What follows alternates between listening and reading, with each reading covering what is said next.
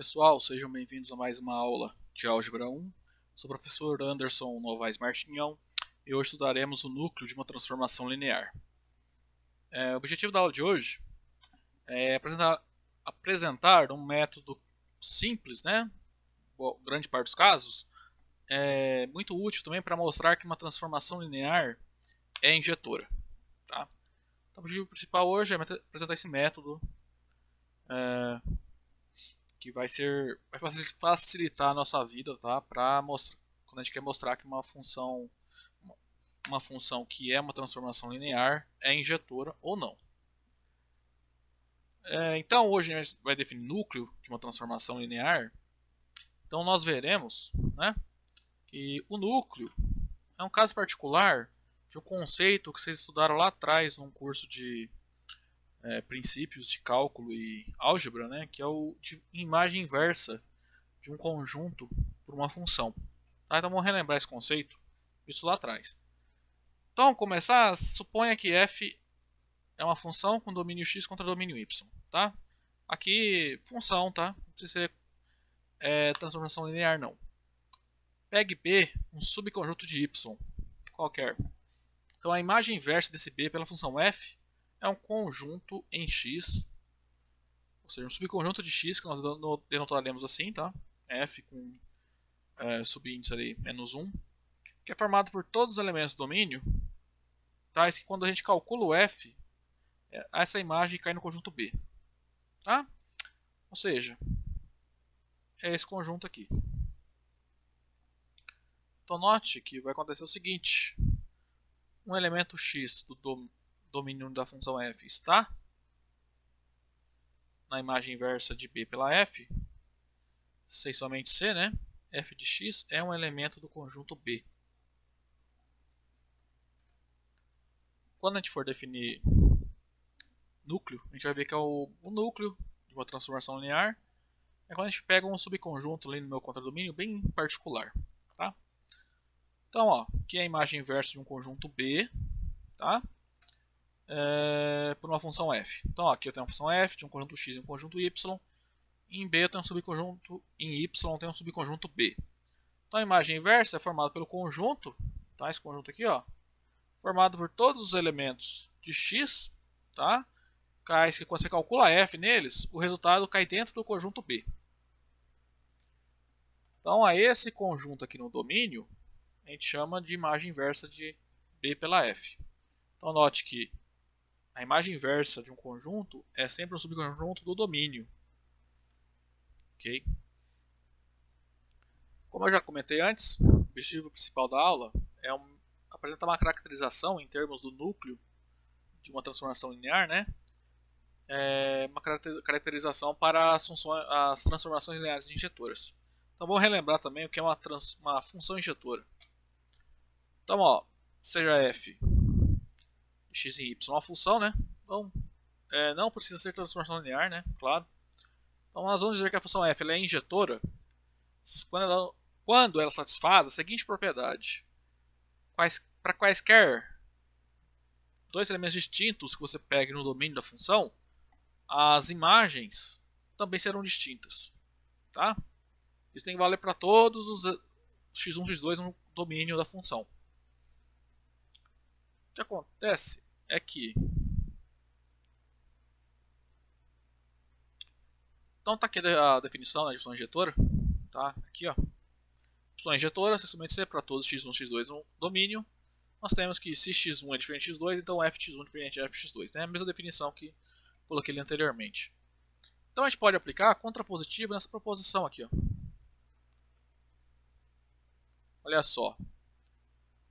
Vamos relembrar o que é contrapositivo. Então aqui a gente tem essa proposição amarela, condiciona uma proposição azul aqui, ó. Lembrar, então isso aqui é uma proposição condicional, né? É um P condiciona Q. E num curso aí de lógica a gente vê que o condicional ele é equivalente à sua contrapositiva, que é a seguinte, né? A gente vai negar, né, ambas as proposições e inverter ali a ordem da implicação, tá, do condicional. Então essa definição aqui, a gente pode dar uma definição análoga, ou ao invés de olhar para essa proposição, tá? Olhar para a sua contrapositiva, que ficaria o quê? Negar a proposição azul e fazer essa negação e condicionar a negação dessa proposição amarela. Ou seja, ficaria assim: uma função fxy é injetora, sem somente c, para todos x1 e x2 no domínio da função. Nós temos que se f de x1 é igual a f de x2, então x1 é igual a x2. Tá? Em geral é essa forma que a gente usa, né, para mostrar a função injetora. Você pega lá dois elementos no domínio, supõe que eles têm a mesma imagem. Aí você vai lá e mostra que na verdade não são dois, é um só, eles são iguais. Tá? Então, ó, um desenho só para representar uma função injetora, né? Então, função injetora, cada elemento do domínio, né, por ser função, todo elemento do domínio vai ter uma única imagem no contradomínio. Tá? Não haverá dois elementos distintos aqui no domínio com a mesma imagem no contradomínio. Tá? Como nesse caso, ó.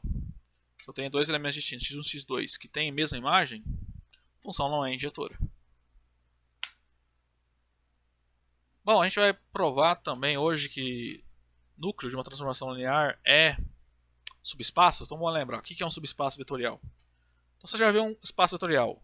Então o subconjunto W em V é um subespaço vetorial. Basicamente, se W é um espaço vetorial também, tá? Quando considerado com as mesmas operações do espaço vetorial V. E uma maneira útil para determinar, né, se um dado subconjunto de um espaço vetorial é realmente um subespaço vetorial é mostrar que essas duas propriedades aqui são satisfeitas. Ó. Primeiro você prova que o vetor nulo está no seu subconjunto, no seu subespaço. E prova também que o subespaço ele é fechado tanto para a soma de vetores quanto para a multiplicação de um vetor por um escalar. Ou seja, tem que mostrar que para todos escalares alfa e vetores W1, W2 em W, nós vamos ter que o alfa1, alfa W1 mais W2 também é um elemento de W. Isso que me garante que a soma de quaisquer dois vetores de W está em W, né? E para qualquer vetor de W, quando você multiplica por um escalar, o resultado ainda é um elemento de W, né? Bom, para encerrar essa parte de revisão, vamos relembrar, né, uma transformação linear, né, entre um espaço vetorial U e um espaço vetorial V.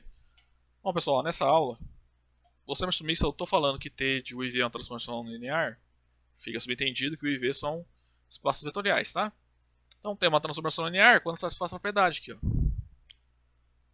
De maneira informal, né, a T ela abre tanto para a soma de vetores quanto para a multiplicação por escalares, né? O escalar sai da função e a função abre para a soma, tá? Independente do escalar que você pegue e dos vetores, né, do domínio. Tá, então vamos lá. O que é o núcleo de uma transformação linear? É simplesmente você pegar todos os elementos do seu conjunto do domínio, né, e olhar aqueles cuja imagem é o vetor nulo do contradomínio. Tá? Então, ó, dada uma transformação linear T de U em V, vai lá no espaço vetorial V, ele tem uma espaço vetorial, ele tem um vetor nulo. Aí olha, quem são os vetores em U? Tais que quando você aplica T, o resultado é esse vetor nulo. Aí você vai colecionar todos esses elementos e formar um conjunto. Esse conjunto aqui, ó, é o que nós chamamos de núcleo de T. Se você olhar mais atentamente, você vai ver, né, que o núcleo de T ele é simplesmente a imagem inversa desse conjunto aqui, né? Ou seja, como se eu estou pegando aqui o B como sendo esse conjunto. O conjunto só contém um elemento do espaço vetorial V, que é justamente o vetor nulo de V. Tá? Mesma coisa. E o que nós veremos, né, o resultado principal aí da aula, que dá uma transformação linear T, né, o que vai acontecer? Essa função só vai ser injetora, né, e vai ser uma equivalência, né, vai valer um 6 somente C. O núcleo ele só vai ter um único vetor, que é o vetor nulo do domínio. Tá? Ou seja, o único elemento cuja imagem, o único elemento do domínio cuja imagem é o vetor nulo lá no contradomínio é o vetor nulo do domínio. Bom, pessoal, vamos lá então definir, né, formalmente o que é o núcleo de uma transformação linear.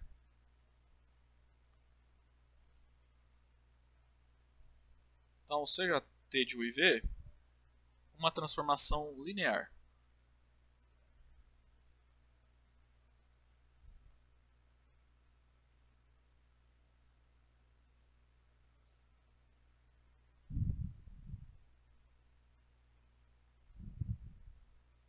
Então, como eu já disse, se eu falo que T de U e V é uma transformação linear, fica subentendido que U e V são espaços vetoriais, né? É óbvio isso aí. Então, o que nós vamos chamar de núcleo de T, alguns também chamam de kernel de T, né, é do termo em inglês, é o conjunto. Então vai ser um subconjunto do domínio, né, de U no caso. O núcleo de T é o que? O conjunto formado como a gente viu lá atrás, né? Com todos os vetores do nosso domínio, que quando se aplica a T, o resultado é o vetor nulo do contradomínio. Tá? Esse é o núcleo.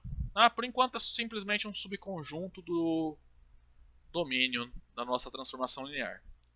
Bom, vou usar essa notação aqui, né, nuc_t, mas alguns livros usam só n de t e alguns outros usam char de t, ou seja, notação em inglês, tá? Kernel de t. Como a gente já comentou lá na parte dos slides,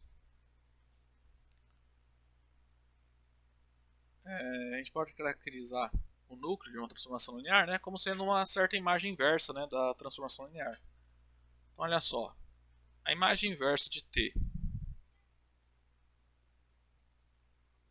desse conjunto que contém só o vetor nulo de V, a imagem inversa por t, né, é o que? Por definição, é o conjunto formado por todos os vetores do domínio, para os quais t de U pertence ao conjunto, né, que no caso só tem o vetor nulo. Então, dessa relação de pertinência aqui, ó, obrigatoriamente o U tem que ser o vetor nulo, né, de U, do espaço vetorial U. Ou seja, o conjunto formado pelos vetores em U, né, tais que T de U é o vetor nulo de V. Tá? Mas essa aqui, esse conjunto aqui é justamente o núcleo, né? Ó, mesma definição. Então,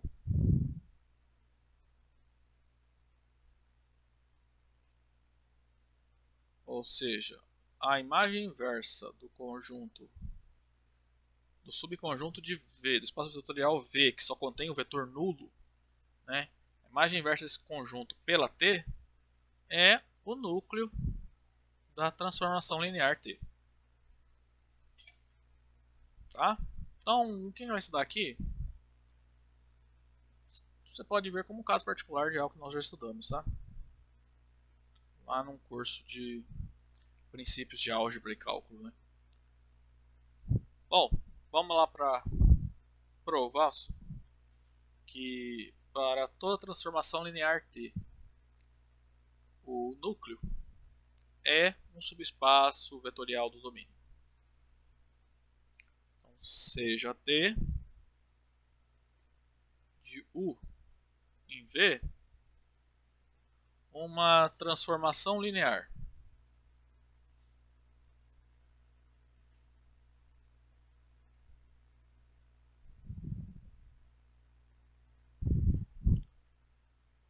A gente vai provar, né, que o núcleo de T é um subespaço vetorial de V.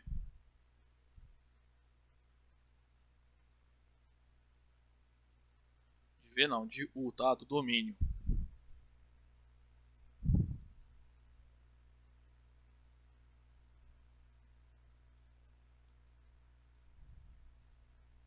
Então, lembrando, para provar que é um subespaço, temos que provar duas coisas, né?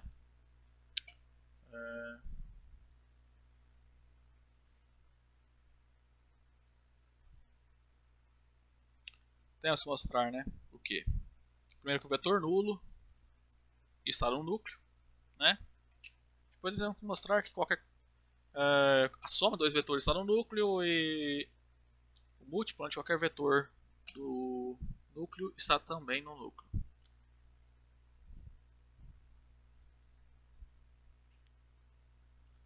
Então vamos lá. Ó, que o vetor nulo está no núcleo, isso é óbvio, que toda transformação linear de U em V satisfaz isso, né? A gente já sabe.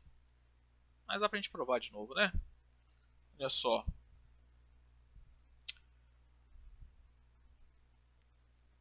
Vamos calcular isso aqui, T do vetor nulo. Por definição de vetor nulo lá do subespaço V, é verdadeiro isso, né? Agora a gente vai pegar o lado esquerdo, esse vetor nulo aqui, ó. A gente pode escrevê-lo como a soma dele com ele próprio, né? É o vetor nulo somado com o vetor nulo é o próprio vetor nulo. Lado direito da igualdade, não farei nada. Agora lado esquerdo da igualdade, como tem a transformação linear, T do vetor nulo mais vetor nulo, T deu uma soma é a soma das T's, né? Ou seja, T abre para soma. Lado direito, continuo não fazendo nada. Agora sim, ó. Subtrai T de vetor nulo de ambos os lados da igualdade. Resulta que T, quando a gente calcula no vetor nulo, o resultado é o vetor nulo do V, né? Então, olha só, o vetor nulo de U é um vetor, tal que quando eu aplico T, o resultado é o vetor nulo de V. Então, portanto, o vetor nulo de U é um elemento do núcleo da transformação linear T. Agora, a segunda propriedade que nós vamos mostrar é que T, o núcleo de T, né, é fechado para soma e para a multiplicação por escalar. Então, para isso, vamos pegar um escalar alfa qualquer, né, e U e V, dois elementos no núcleo de T. Então, olha só o que acontece. Para mostrar que alfa U mais V está no núcleo de T, você tem que mostrar que T aplicado a esse vetor resulta no vetor nulo de V. Então vamos lá. Vamos calcular essa imagem. O que acontece aqui? Que T é transformação linear. Então, T de alfa U mais V, isso é alfa vezes T de U mais T de V. Né? Essa igualdade é verdadeira porque T é uma transformação linear.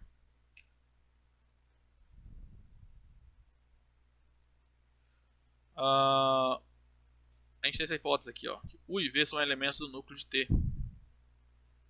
Então, T de U é o vetor nulo e T de V é o vetor nulo. Então, T de U é o vetor nulo e T de V também é o vetor nulo.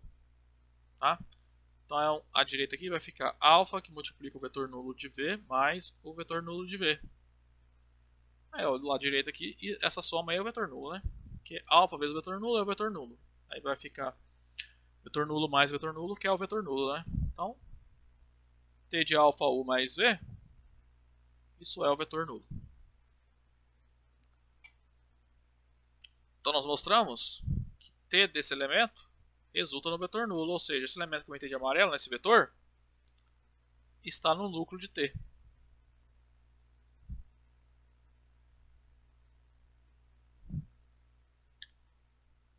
Então, ó, de A e B, né, nós mostramos que o núcleo de T é um subespaço vetorial ali do domínio. Bom, pessoal, agora vamos fazer um exemplo. Vamos lá, exemplo 4. Considere a seguinte transformação linear. Né? Então, de R3, no espaço, né, das matrizes de ordem 2, entradas reais. Então, T pega uma tripla qualquer ABC e associar a seguinte matriz de entradas A mais B, 0, 0, C menos B.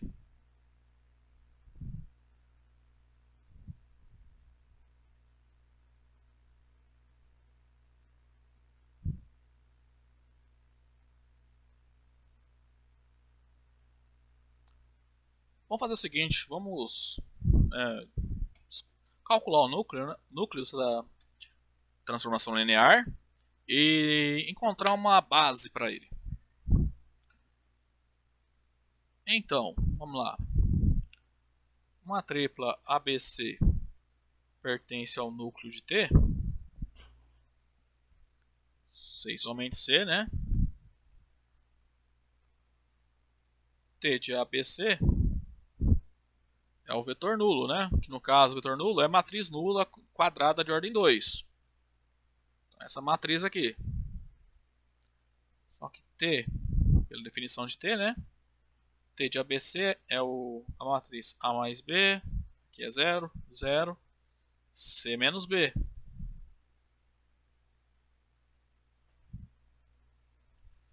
Então, uma igualdade de matrizes, isso é verdadeiro, né? Se as entradas ali correspondentes são iguais, né? Ou seja, bom, a gente aqui nesse caso só se preocupa com a diagonal principal, né? Que a secundária não tem problema. Ou seja, A mais B tem que ser igual a 0 e C menos B também tem que ser igual a 0, tá? Então, A mais B tem que ser 0 e C menos B tem que ser igual a 0. Bom, não tem segredo resolver esse sistema, né? Na primeira equação, ó, A mais B igual a 0. Isso é equivalente a dizer que o A é menos B. Lembrando que A, B e C são números reais, tá? E que C menos B é igual a 0, segunda equação, nós obtemos que o C é igual a B. Ou seja,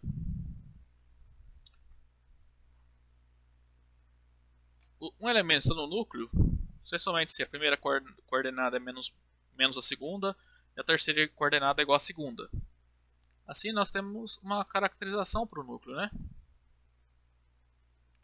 O núcleo, então, da transformação linear T é o que?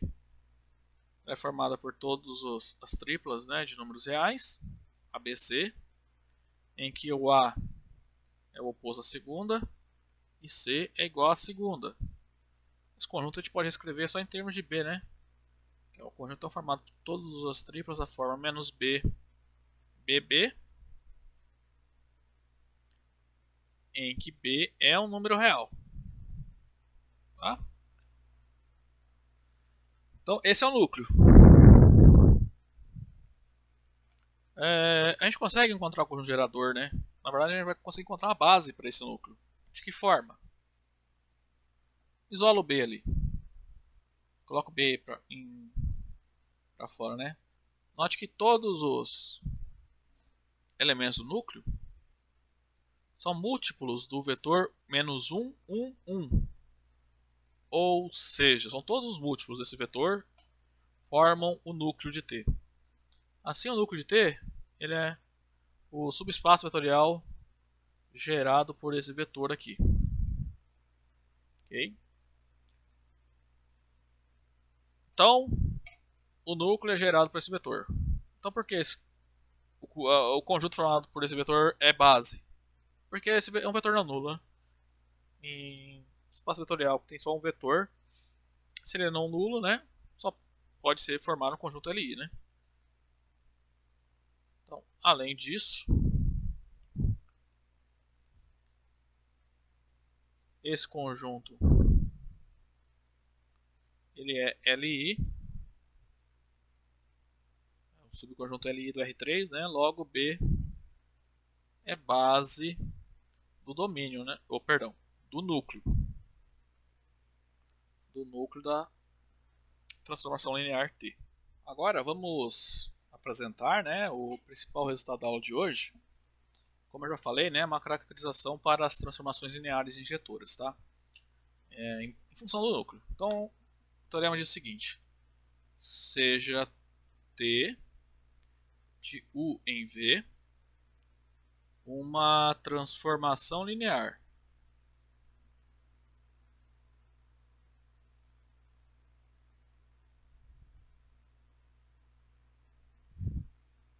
então T é injetora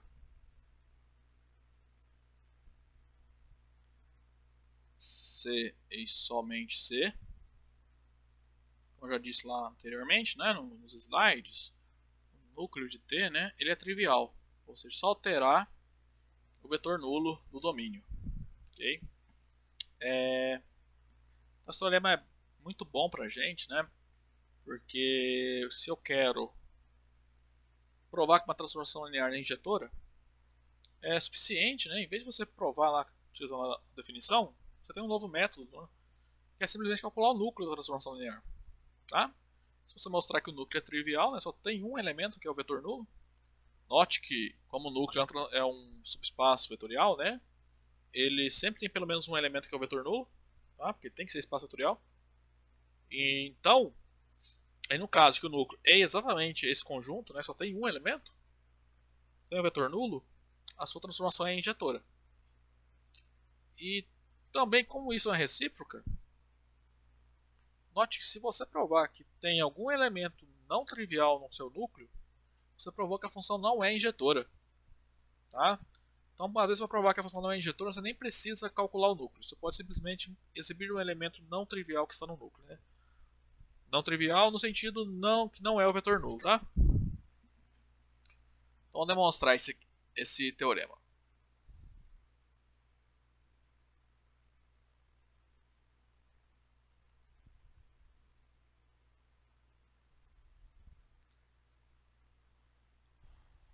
Então vamos lá, a ida. O que a gente vai fazer aqui?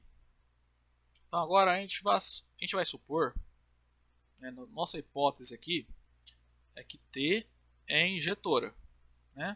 T é uma transformação linear injetora. E a nossa tese, é o que nós precisamos provar, né, é que o núcleo de T ele é trivial. Só tem um elemento que é o vetor nulo lá do domínio. Então vamos lá, para começar. Como T é uma transformação linear, o núcleo de T é subespaço vetorial de U, né? Então, com certeza, nós sabemos que o vetor nulo está no núcleo. Então, como o núcleo de T é um subespaço vetorial,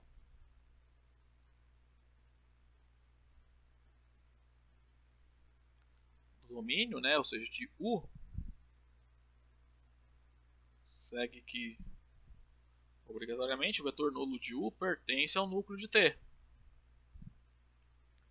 Ou seja, isso que a gente já sabia na verdade, né? Quando você T do vetor nulo do domínio é o vetor nulo do contradomínio. Vamos chamar isso aqui de 1. Tá? Ok. Agora vamos pegar um elemento qualquer no domínio. Um elemento qualquer no domínio que esteja no núcleo, né? Então, seja U um elemento do núcleo de T.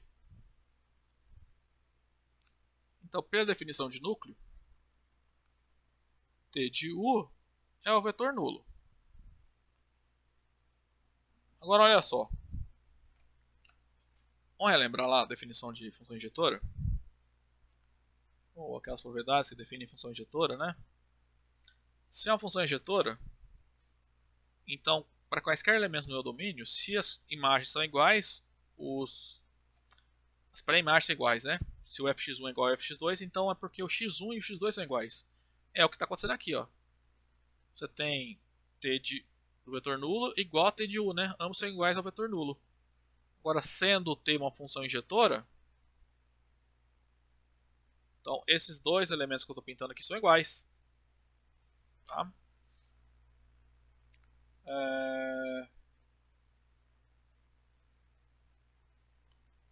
De 1 e 2, segue que t de u é igual a t do vetor nulo de u. E sendo t injetora,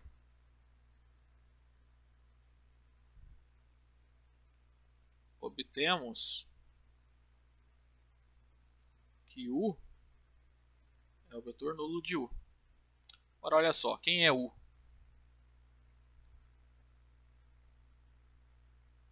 U é um vetor arbitrário que eu peguei no núcleo de T. Então nós mostramos que o único elemento do núcleo do T, o único vetor que está no núcleo, é o vetor nulo. Então, Portanto, chegamos onde queríamos, né? Que o núcleo de T só contém o vetor nulo. Então essa aí foi o que a gente chama de ida, né? Vamos fazer a recíproca, né? Agora as coisas invertem, né? A hipótese é que o núcleo da transformação linear T só contém o vetor nulo de U, e a tese é que T é uma transformação linear injetora. Vamos lá então. O que a gente faz aqui? Temos que provar que T é injetora. Então vamos pegar dois elementos no domínio que tem mesma imagem. Se eu provar que na verdade não são dois, é um elemento só, são iguais, né? Mostramos que T é injetora. Então sejam U e V dois elementos no núcleo de T, tais que T de U é igual a T de Vzinho. Então vamos lá. Perdão, aqui não é núcleo de T, né? Aqui é o U, né? Dois elementos do domínio, tais que T de U é igual a T de V. Então, vamos lá. Se T de U é igual a T de V, isso implica, bom, T de U menos T de V é o vetor nulo. Agora aqui, ó, a gente usa o fato que T é linear, tá? T é transformação linear. Então T de U menos T de V é T de U menos V. Ora, mas isso aqui me implica que esse vetor está no núcleo, né? Da T, porque a imagem dele por T é o vetor nulo, tá? Então isso aqui nos garante que a diferença U menos V está no núcleo da transformação linear T. Só que pela hipótese, o núcleo a gente conhece, só tem um elemento que é o vetor nulo, né? Esse aqui é o vetor nulo de U. Ou seja, como só tem um elemento, o menos V tem que ser igual a esse elemento. E consequentemente, né, U tem que ser igual a V.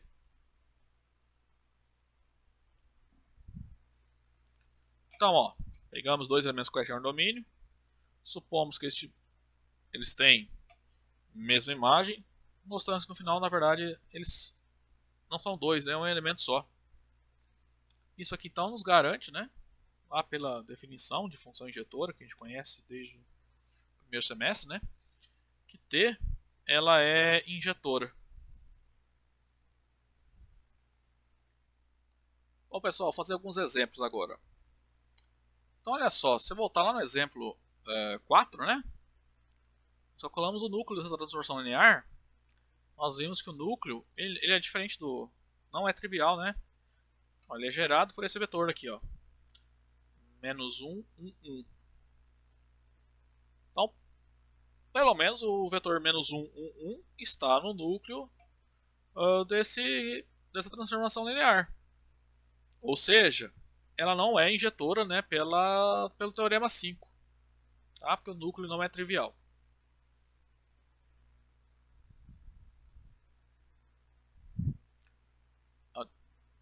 Então, ó, a transformação linear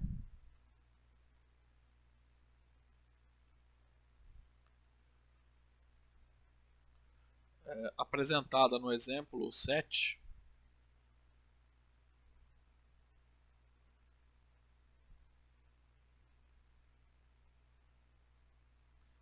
exemplo 4, perdão, não é injetora, pois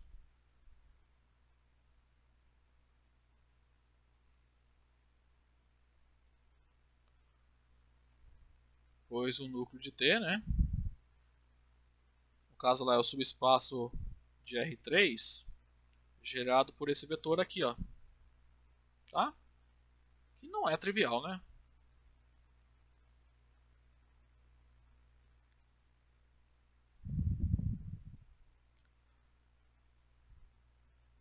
Como eu falei, né, o teorema 5 é muito útil para mostrar que uma transformação linear é injetora, né? Por exemplo, vamos considerar essa transformação aqui, ó. Então, a transformação linear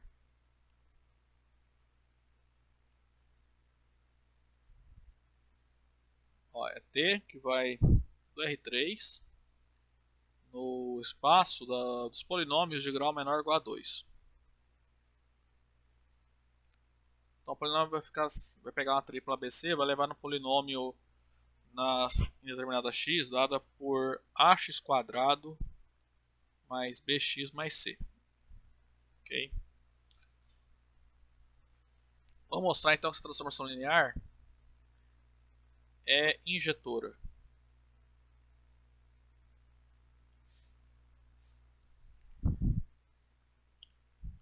Isso aqui é bem tranquilo, né, de ver, né? Porque a gente vai usar o teorema 5. Ou seja, vamos calcular o núcleo. Vamos ver a cara dos elementos que estão no núcleo dessa T aqui. Então olha só, uma tripla ABC está no núcleo de T, C e somente C,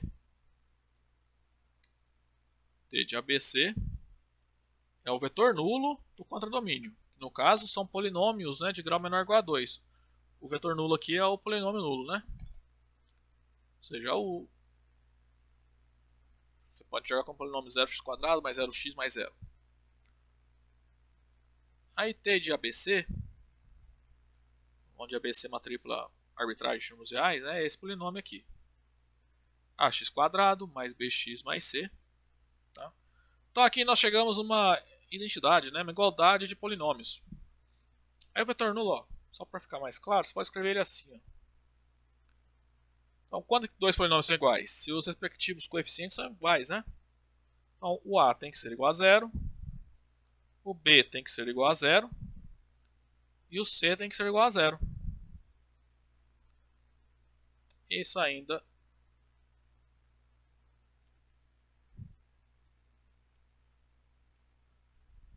então o ABC tem que ser todos, né, tem que ser iguais a 0. Isso é equivalente a dizer então que a sua tripla original que você pegou lá no núcleo só pode ser o vetor nulo R3.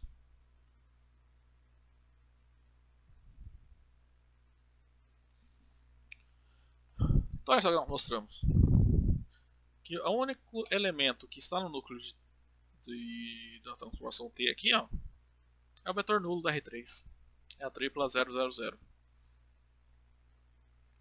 Então, portanto, o núcleo de T, nesse caso, é trivial. Só tem o vetor nulo.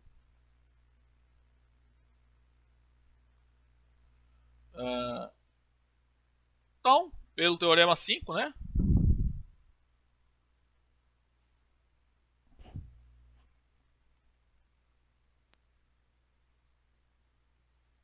Concluímos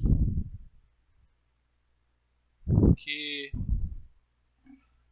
a transformação linear T é injetora. Bom, pessoal, agora para encerrar nossa aula, né?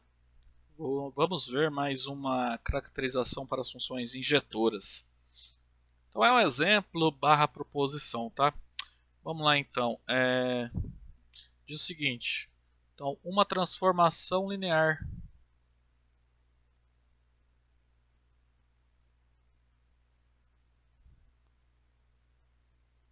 T de U em V é injetora C e somente C.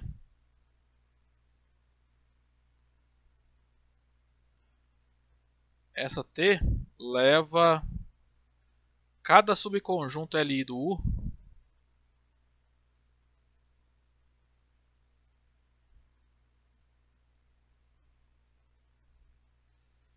em um subconjunto Li do V.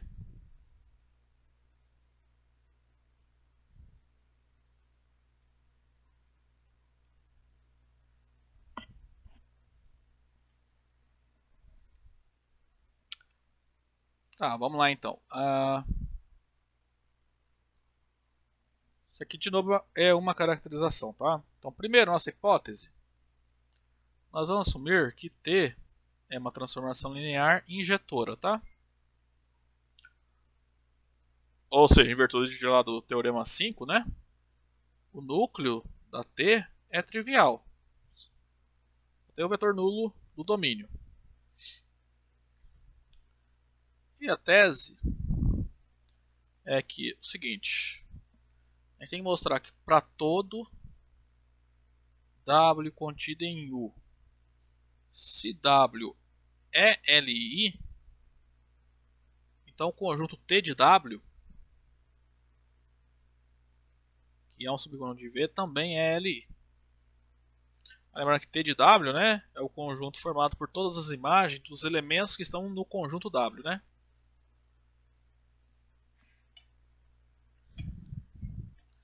Então a primeira parte é isso que a gente vai provar, tá? Então, seja W contido em U, vamos supor que é um subconjunto ali, arbitrário.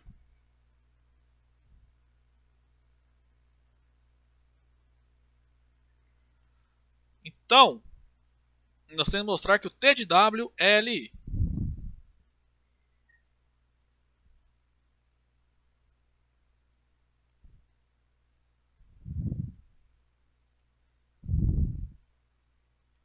Como é que a gente mostra um conjunto LI? Você pega ali uma combinação linear de vetores desse conjunto que resulta no vetor nulo, né?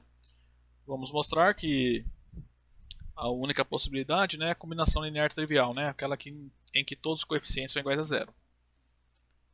Então vamos lá, para isso,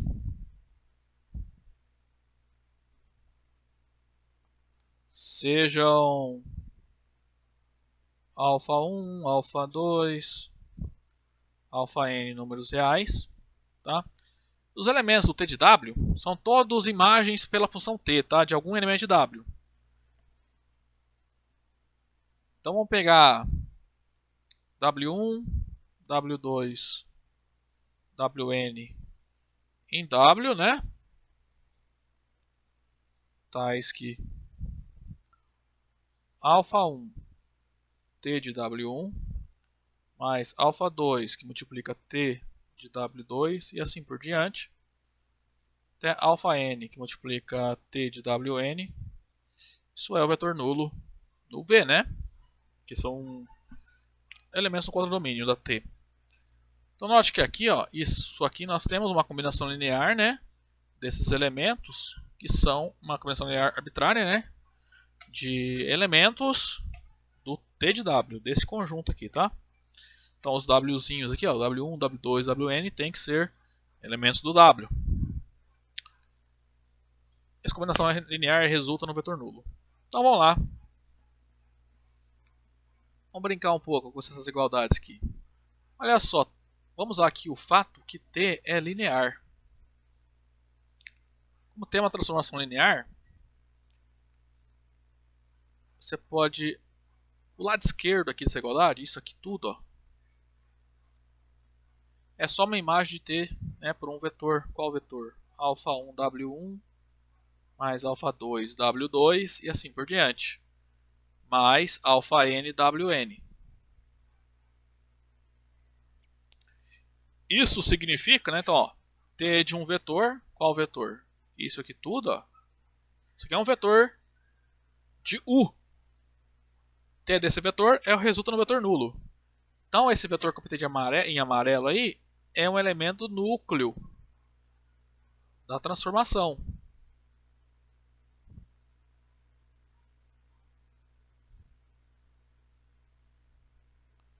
Agora aqui a gente usa a nossa hipótese. T ali injetora. Ou ainda, né, lá pelo teorema 5, né?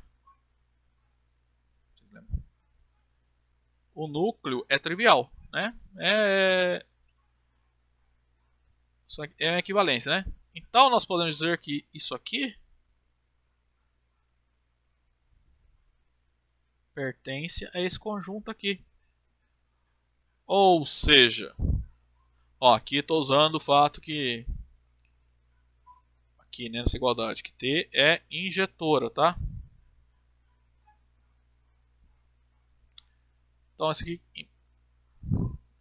Então esse vetor aqui nessa combinação linear só pode ser igual ao vetor nulo. Então α1 W1 mais α2 W2 mais αn Wn é o vetor nulo de U. Só que olha só, essa, vou chamar de 1 essa igualdade aqui. Isso aqui é o que? É uma combinação linear de vetores do W. Esses WIs aí que nós pegamos são todos do conjunto W. Que por sua vez, ó, W, um subconjunto LI. Ele é LI. Então uma combinação linear de vetores de um subconjunto LI, né? Só é possível quando você pega todos uma combinação linear que resulta no vetor nulo, né? Só é possível quando todos os coeficientes são iguais a zero, né? Os números reais aqui são iguais a zero. Então vamos lá, ó. Em 1 temos uma combinação linear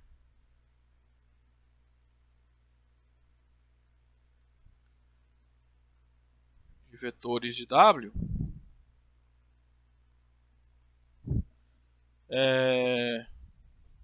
que resulta no vetor nulo.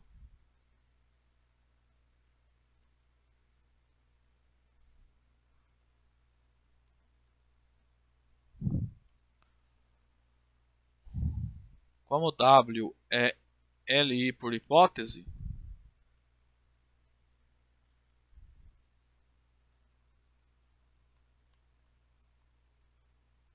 segue que a única solução para essa combinação linear, né, é aquela trivial. Ou seja, α1 igual a α2 e assim por diante, todos são iguais a zero. Ora, quem é o α1, α2 e αn? Quem são esses caras aqui? De onde que eles apareceram? São os coeficientes que nós utilizamos em uma combinação linear arbitrária de vetores do T de W. Né? Ou seja, a única maneira de escrever o vetor nulo como combinação linear dos vetores de vetores em T de W é pegando a combinação trivial, né? Em que os escalares são todos iguais a zero. Ou seja, T de W é um subconjunto LI.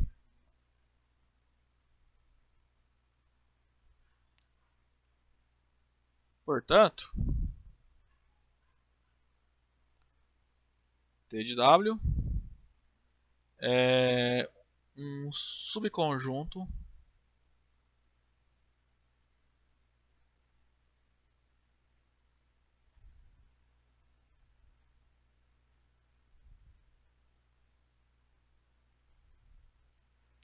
LI de V. Vamos lá, agora a recíproca. Acho que é mais simples, né? Nossa hipótese agora é que a T, né, leva subconjuntos LI e subconjuntos LI. Então, para todo W contido em U, nós temos que se W é LI, então T de W é LI. Então, se W é LI em U, T de W é LI em V. E a tese, que é o que a gente precisa mostrar, é que T é injetora. Aí, pelo teorema 5, basta mostrar que o núcleo de T é trivial, tá?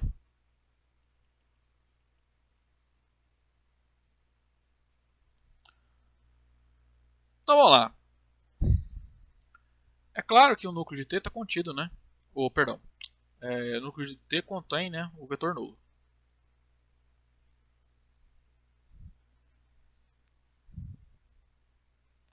Então, esse conjunto está contido no núcleo de T. Isso é óbvio. Agora vamos lá. Vou mostrar que não tem mais nenhum outro vetor de U nesse núcleo. Então vamos pegar um vetor não nulo qualquer. Então, seja U um vetor em U, né?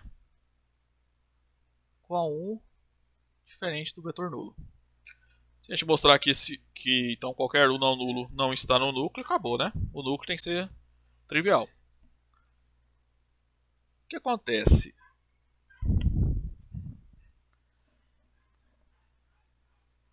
Como não é nulo, quando você pega o chamado de W, o conjunto que só tem ele, é um subconjunto LI, né, do U.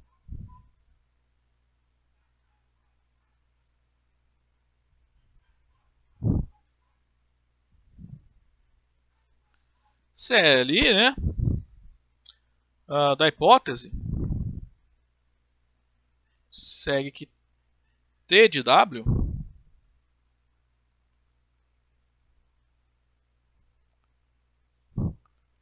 então, o que é o T de W? Só tem um elemento que é o T de Uzinho. É um subconjunto LI de V.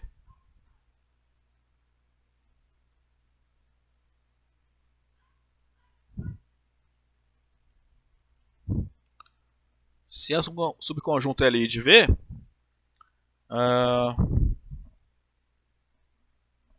ele só tem um elemento.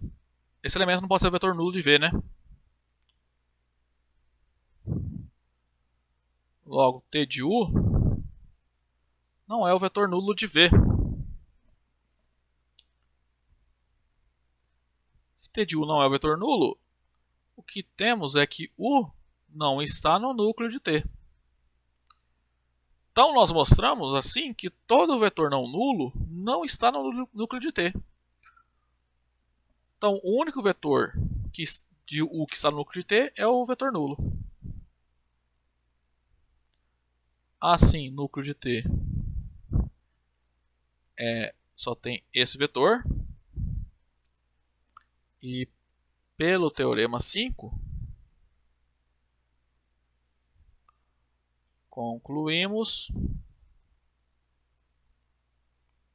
que T é uma transformação linear injetora. Ok? Bom, pessoal, a aula de hoje ficando por aqui. Nas próximas aulas a gente vai continuar o estudo desses subconjuntos, né? A gente vai estudar também a imagem de uma transformação linear. A gente vai chegar no famoso teorema do núcleo da imagem, que vai relacionar as dimensões do núcleo com a dimensão da imagem e com a dimensão do domínio de uma transformação linear. No caso que a dimensão é finita, tá? Bom, até lá então.